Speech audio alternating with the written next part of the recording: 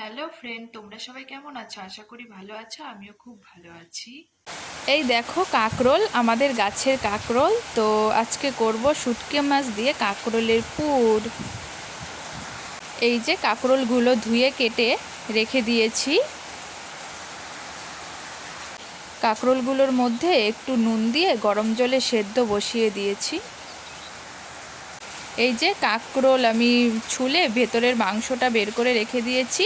পেঁয়াজ, রসুন আর শুটকি মাছটাও দেখো ভিজিয়ে রেখে দিয়েছি। এই দেখো কড়াইতে তেল দিয়ে দিয়েছি, তেলটা একটু গরম হয়ে গেছে। এখন পেঁয়াজগুলো দিয়ে দিচ্ছি। পেঁয়াজটা একটু ভেজে নিয়েছি। ভেজে নিয়ে ওর মধ্যে আদা বাটা, রসুন, লঙ্কা এইসব বাটা একটু দিয়ে দিয়েছি।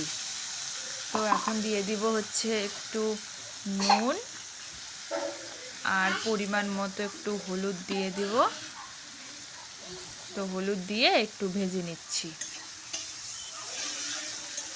দেখো ওই মশলাটা ভেজে নিয়েছি। তো তারপরে যে কাঁকরোলের যে অংশটা বের করে রেখেছিলাম সেটা দিয়ে দিলাম। তো সেটাও এখন একটু নেড়ে চেড়ে ভেজে নেব।